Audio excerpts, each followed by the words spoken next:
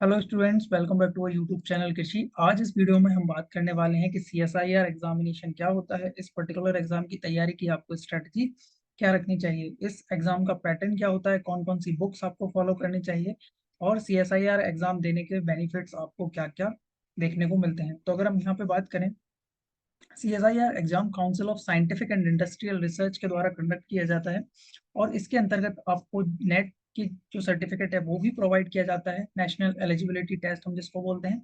इसके साथ साथ अगर आप पीएचडी में एडमिशन लेना चाहते हैं किसी यूनिवर्सिटी में, तो इसके लिए आपको यहाँ पे जेआरएफ की जो फेलोशिप होती है वो भी यहाँ पे प्रोवाइड की जाती है, जिसका अगर हम देखें तो 37,000 स्टार्टिंग में होती है और देन 42,000 जो है आपको बाकी जो नेक्स्ट ईयर से आपको मिलना स्टार्ट हो जाती है। तो ये दो इम्पोर्टेंट यहाँ पे सर्टिफिकेट्स आपको प्रोवाइड किए जाते हैं। अब अगर हम यहाँ पे देखें लाइफ साइंस से अगर आप एग्जाम देते हैं तो आपको कौन कौन से सब्जेक्ट का नॉलेज होना चाहिए या कौन कौन सी यूनिट्स आपकी यहाँ पे स्ट्रांग होनी चाहिए। तो टोटल अगर हम लाइफ साइंस की बात करें तो इसमें टोटल 13 यूनिट होती हैं। अब आप यहाँ पे सिलेबस देखेंगे तो आपको लगेगा कि यार ये 13 यूनिट है, मेरा तो कुछ ही पोर्शन इसमें से पड़ा हुआ है, मैं इस एग्जाम को कैसे कवर कर सकता हूँ। तो वो सारे पॉइंट अभी हम आगे जाके वीडियो में देखेंगे। पहले जो यूनिट होती है वो molecules and their interaction relevant to the biology, दूसरी होती है सेल्युलर ऑर्गेनाइजेशन एंड थर्ड होती है आपकी fundamental processes and cell communication and cell signalling, developmental biology, system physiology plant, then फिर एनिमल की सिस्टम फिजियोलॉजी है, inheritance biology, diversity of life forms, ecological principles, evolution and behaviour, applied biology and methods in biology. ये total 13 units हैं। तो इन 13 units को आपको यहाँ पे जनरली तैयार करना होता है। तो अगर हम यहाँ पे देखें इसका पैटर्न क्या होता है, तो इस पैटर्न को अगर आप अच्छे से समझ जाएंगे तो आपको सीएसआईआर एग्जाम क्रैक करना बहुत सिंपल लगेगा और बहुत 2 से 3 मंथ में आप इस एग्जाम को इजिली क्रैक कर सकते हैं। तो पहला अगर हम यहाँ पे देखें तो 3 पार्ट होते हैं टोटल। आपका जो सीएसआईआर एग्जाम का जो पेपर होता है उसमें आपके 3 पार्ट होते हैं। तो पहला पार्ट अगर हम यहाँ पे देखें तो पार्ट ए में 20 क्वेश्चन पूछे जाते हैं, जो कि आपके मैथ हुआ, आपका जीके आपको यहाँ पे देखने को मिल सकता है, जनरल एप्टीट्यूड आपको देखने को मिल सकता है, रीजनिंग के जो क्वेश्चन है वो भी यहाँ पे आपको देखने को मिल सकते हैं। अब टोटल 20 क्वेश्चन आपसे पूछे जाएंगे, जिसमें से मात्र आपको 15 क्वेश्चन ही अटेम्प्ट करने हैं, 15 से ज्यादा आप अटेम्प्ट नहीं कर सकते हैं। तो 15 अगर आप यहाँ पे अटेम्प्ट करते हैं तो देन हर एक क्वेश्चन के जो मार्क्स होंगे वो आपके 2 मार्क्स होंगे और माइनस मार्किंग अगर हम देखें तो 25%, करीब 0.5 मार्क्स यहाँ पे माइनस मार्किंग होती है। तो टोटल अगर हम यहाँ पे देखें तो यहाँ पे ये जो सेक्शन है, ए जो पार्ट है आपका पार्ट ए, टोटल 30 मार्क्स का आपका पार्ट ए होता है। अगर हम बात करें पार्ट बी की, तो इसमें 50 क्वेश्चन पूछे जाते हैं और ये जो 50 क्वेश्चन होते हैं ये आपके लाइफ साइंस से रिलेटेड होते हैं। ठीक है, इन 50 क्वेश्चन में अगर हम देखें यहाँ पे तो डायरेक्ट जो क्वेश्चन होते हैं, जैसे पूछ लिया कि आपका आरबीसी है या डब्ल्यूबीसी से कोई भी क्वेश्चन वो पूछ सकते हैं, किसी भी तरीके का नॉर्मल आपसे जो क्वेश्चन है लाइफ साइंस से रिलेटेड वो यहाँ पे पूछा जा सकता है। तो इसमें आपके जो टोटल क्वेश्चंस आपको अटेम्प्ट करना है वो है आपके 35 क्वेश्चंस, 50 में से आपको अटेम्प्ट करना है। इन पर्टिकुलर एक क्वेश्चन का अगर हम मार्क्स देखें तो 2 मार्क्स आपको यहाँ पे देखने को मिलते हैं। तो इसके जो मार्क्स हुए आपके वो हुए 70 मार्क्स पार्ट बी में। फिर आता है आपका पार्ट सी। पार्ट सी सबसे ज्यादा इंपॉर्टेंट होता है, अगर किसी भी स्टूडेंट को यहाँ पे सीएसआईआर क्रैक करना है तो उसको पार्ट सी में अपने जो क्वेश्चन है वो निकालना पड़ेगा यहाँ पे काफी अच्छे से। टोटल 75 क्वेश्चन आपको देखने को मिलेंगे, जिसमें से मात्र आपको 20 अटेम्प्ट करने हैं, 20 से ज्यादा आप अटेम्प्ट नहीं कर सकते यहाँ पे। और हर एक क्वेश्चन के जो मार्क्स होंगे वो 4 मार्क्स होंगे। तो देन टोटल अगर हम देखें 25 × 4, तो ये आपका जो स्कोर है वो जाएगा यहाँ पे 100 मार्क्स, इसमें पार्ट सी में। तो टोटल अगर हम देखें पूरा पेपर कितने का होता है आपका यहाँ पे, तो 200 मार्क्स का पूरा पेपर होता है। अब आप देखें यहाँ पे कि कट ऑफ कितना जाता है आपका, तो यहाँ पे जनरली हम देखें 120 मार्क्स अगर आपके आ रहे हैं, 110 से लेके 120 मार्क्स अगर हम यहाँ पे देख लें, तो इतने पे क्या होता है आपका यहाँ पे नेट प्लस जो जेआरएफ फेलोशिप है वो दोनों आपको मिल जाते हैं। अगर आपका 100 के समथिंग मार्क्स आ रहा है तो आपका नेट तो क्वालिफाई आप हो जाते हैं यहाँ पे। और कैटेगरी के अकॉर्डिंग आपको अलग अलग कैटेगरीज में थोड़ी थोड़ी कमी यहाँ पे देखने को मिलती है। देन अगर आप इसको अच्छे से देखेंगे तो टोटल आपके पास 140 क्वेश्चन आ रहे हैं, जिसमें से मात्र आपको 75 क्वेश्चन बस अटेम्प्ट करना है। मतलब आप हर दूसरे क्वेश्चन में से एक क्वेश्चन छोड़ सकते हैं, ये सबसे इंपॉर्टेंट देखने को मिलता है। तो आपको यहाँ पे क्या रहती है, चॉइस रहती है, जो क्वेश्चन आपको आ रहा है बस वही अटेम्प्ट करें। तो अगर हम यहाँ पे देखें तो 140 में से मात्र आपको 75 क्वेश्चन अटेम्प्ट करने हैं। उन जब 75 क्वेश्चन को आप अटेम्प्ट कर रहे हैं तो उसमें से भी आपको 200 मार्क्स अगर हैं आपके टोटल, तो उसमें से भी मात्र आपको 100 से लेकर 110 मार्क्स तक ही लेके आने, अपने में आपका यहाँ पे ये पर्टिकुलर एग्जाम क्वालिफाई हो जाएगा। तो अगर आप यहाँ पे देखें तो अगर हम देखें तो टोटल 13 यूनिट अभी हमने देखी थी कि स्टार्ट में टोटल 13 यूनिट थी, और उन 13 यूनिट में से कितने क्वेश्चंस आ रहे हैं आपके यहाँ पे 140 क्वेश्चंस आपको देखने को मिल रहे हैं। तो आपको ऐसा नहीं है कि 13 के 13 यूनिट अच्छे से कवर करनी है।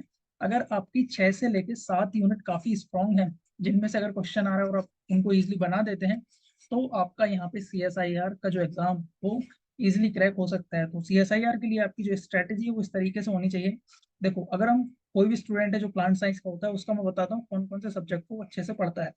तो पहला अगर हम यहाँ पे देखें, molecules and their interaction relevant to biology, इसमें जो आपके डिफरेंट मॉलिक्यूल्स हैं, जैसे आपका कार्बोहाइड्रेट हुआ, प्रोटीन, इसके बाद एमिनो एसिड्स वगैरह, तो इससे काफी ज्यादा क्वेश्चंस आपको देखने को मिलते हैं। तो पहली यूनिट आप इस वाली को स्ट्रॉन्ग कर सकते हैं अच्छे से।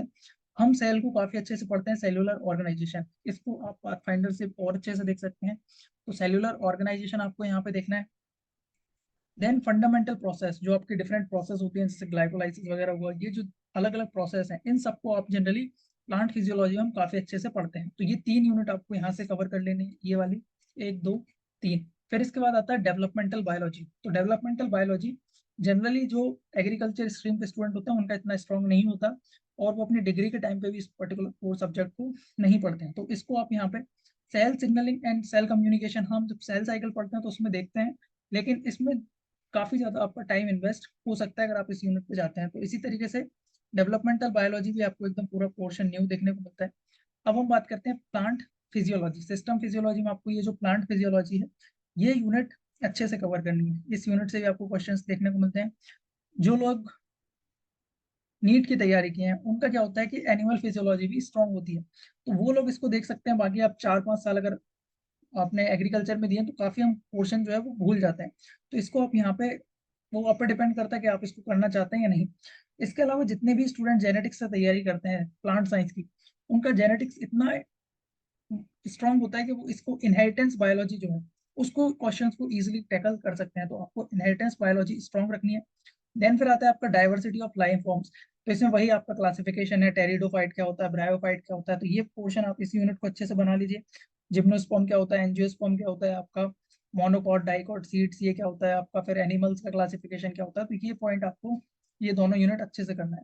देन ये जो दोनों यूनिट है आपकी ecological principles and evolution and behaviour, तो ये दोनों यूनिट आपको अच्छे से करना चाहिए, क्योंकि हम जनरली इकोलॉजी पढ़े होते हैं पहले से, इकोसिस्टम क्या होता है, बायोम क्या होता है, किस तरीके से आपका एनर्जी के साइकिल्स चल रहे होते हैं, पिरामिड क्या होता है, तो ये यूनिट आप यहाँ पे इजिली कवर कर सकते हैं। इकोलॉजिकल प्रिंसिपल्स वो आपका इवोल्यूशन एंड बिहेवियर आपको देखने को मिल सकता है, तो ये यूनिट आपको अच्छे से कवर करनी है।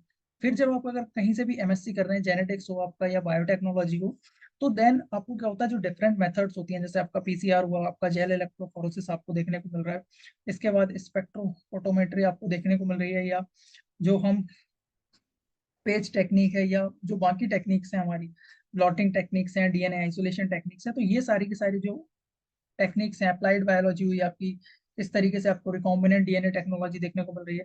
तो इन सब जो दोनों यूनिट्स हैं, ये आपको क्या है कि मॉडर्न जो मेथड्स हैं, डिफरेंट अलग अलग सिक्वेंसिंग क्या होती है आपकी, अलग अलग जो मार्कर्स हैं वो क्या होते हैं।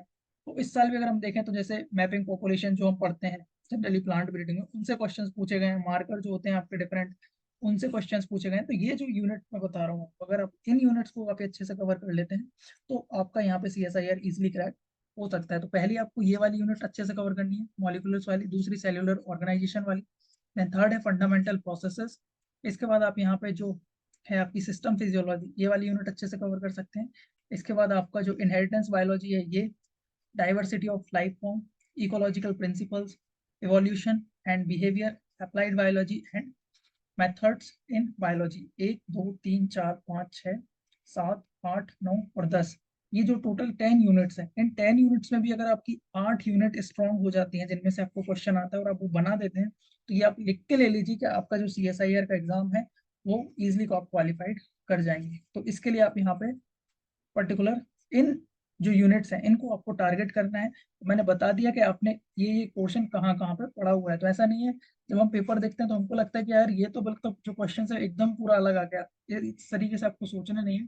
क्योंकि अगर आपका जो पूरा पेपर है 140 क्वेश्चन में से मात्र आपको 75 क्वेश्चन अटेम्प्ट करने हैं, और जिसमें से आपको बस 100 मार्क्स से लेके 120 मार्क्स तक आते हैं तो आपका CSIR नेट या JRF है वो वहाँ पे आप क्वालिफाइड हो जाते हैं। तो अगर आपको स्ट्रेटजी क्या अपनानी है यहाँ पे कि फर्स्ट जो वाला पोर्शन आता है आपका जनरल एप्टीट्यूड वाला, इसमें क्या रखना है आपको कि जैसे 15-20 क्वेश्चन आ रहे हैं आपके, 15 आपको अटेम्प्ट करने हैं, इन 15 में से एटलीस्ट आपके 8 से लेके 10 क्वेश्चन तक सही होना चाहिए। ठीक है, इसमें जनरली इस तरीके के क्वेश्चंस आते हैं, एक ट्रेन जा रही है या पर्टिकुलर आपका कोई मूवमेंट आपको देखने को मिल रहा है, कोई सर्कल है, इस तरीके के क्वेश्चंस आते हैं। तो जनरली 20 में से out of 7 to 8 questions easily आपको सही बना सकते हैं आप। ठीक है, पार्ट भी जो होता है उसमें आपका जो नॉलेज होता है उस तरीके से आपको देखने को मिलता है। तो इसमें अगर आप 20 क्वेश्चन भी सही बनाते हैं तो 20 × 2, तो यहाँ पे आपके हो गए 40 मार्क्स। और अगर हम यहाँ पे देखें 8 to 10, अगर 10 भी आपके सही होते हैं तो 2 यहाँ पे आपको होगा 20 मार्क्स। अब आपका आता है सेक्शन सी। अब ये जो सेक्शन सी आता है इसमें टोटल आपने 25 अटेम्प्ट किए, 25 में से अगर आपके यहाँ पे 15 से 20 भी सही होते हैं, अगर हम मान लेते हैं पहले कंडीशन है 15 सही होता है, तो 15 चौके 60 मार्क्स आपके यहाँ पे देखने को मिले। 60 + 40 + 20 टोटल मार्क्स कितने हुए आपके यहाँ पे? 120 मार्क्स हुए। और आपका 120 मार्क्स पे आपका क्या होगा? JRF भी निकल जाएगा, इस पे आपका नेट भी निकल जाएगा। तो ये आपका अगर एग्जाम क्वालिफाई होता है तो आपको आगे जाके काफी ज्यादा जो CV है उसमें इम्प्रूवमेंट आपको देखने को मिलता है। तो इस तरीके से आप इस पर्टिकुलर एग्जाम को क्रैक कर सकते हैं। और भी अगर आपको कोई डाउट हो इसके रिगार्डिंग तो वो मुझे पर्टिकुलरली कमेंट सेक्शन में आप पूछ सकते हैं। अब मैं बताता हूँ आपको कौन कौन सी बुक्स यहाँ पे फॉलो करनी है। तो फर्स्ट जो बुक है फंडामेंटल्स लाइफ साइंस के नाम से आती है आपकी ये, फंडामेंटल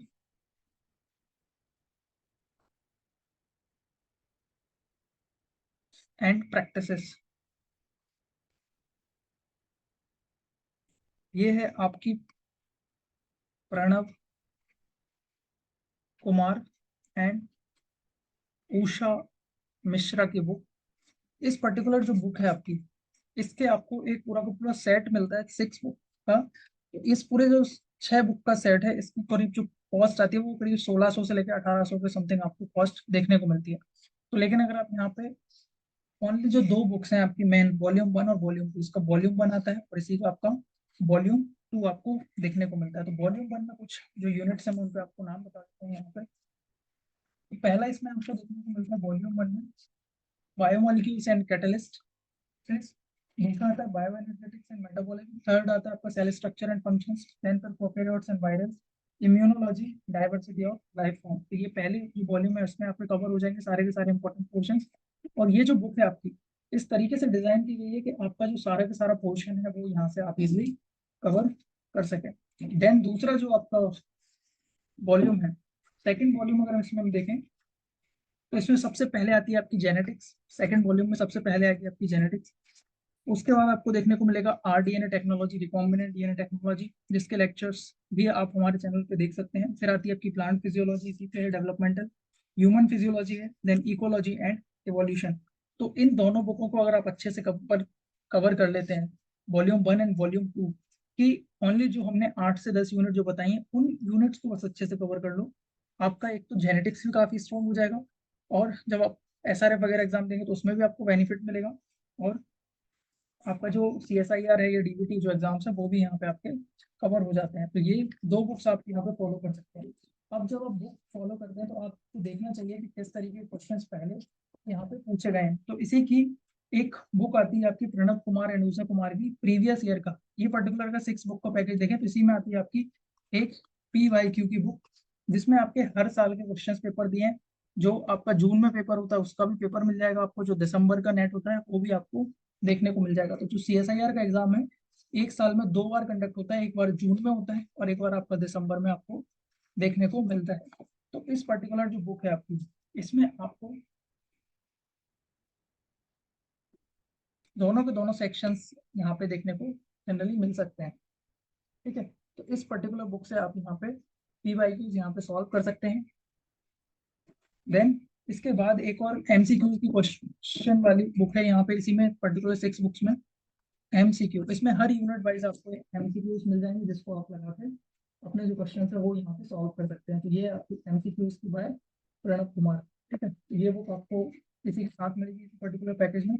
और जो सेक्शन A है तो सेक्शन ए की अगर आप तैयारी करते हैं तो 15 क्वेश्चन है, तो 15 क्वेश्चन में से बता रहा हूँ कि 8 से 10 क्वेश्चन आप इजिली बना सकते हैं। लेकिन फिर भी आप पढ़ना चाहते हैं तो इसी की एक और बुक आपको देखने को मिलती है, जो है आपकी जनरल एप्टीट्यूड की। ये जो बुक है आपकी, ये राम मोहन पांडे के द्वारा लिखी गई है, और ये पर्टिकुलर जो 6 बुक्स का पैकेज है, इसी बुक पैकेज में आपको देखने को मिलती है। तो अगर इतनी बुक्स आप अच्छे से तैयार कर लेते हैं तो कोई भी आपका जो CSIR का एग्जाम है उसको निकलने से नहीं रोक सकता है। सबसे इम्पोर्टेंट आपको इन सारे फैक्टर्स को याद ध्यान रखना है और अपनी तैयारी को अच्छे से करना है। इसके अलावा भी अगर आपको कोई डाउट रहता है या और किसी फेलोशिप के बारे में आप जानना चाहते हैं तो कमेंट सेक्शन में कमेंट करें, और अपने फ्रेंड्स के साथ इस वीडियो को जरूर शेयर करें, क्योंकि उनके लिए भी इस वीडियो से काफ़ी ज़्यादा बेनिफिट होगा। और ये बिल्कुल ना सोचें कि जो CSIR वगैरह है वो ओनली लाइफ साइंस वाले स्टूडेंट दे सकते हैं, जूलॉजी वाले स्टूडेंट के लिए बना है, या अपना जो बायोटेक्नोलॉजी वाले स्टूडेंट है बस वही निकाल सकते हैं। आप भी अच्छे से तैयारी करिए, आपका जो एग्जाम है ये भी इजिली यहाँ से निकल सकता है। Thank you so much.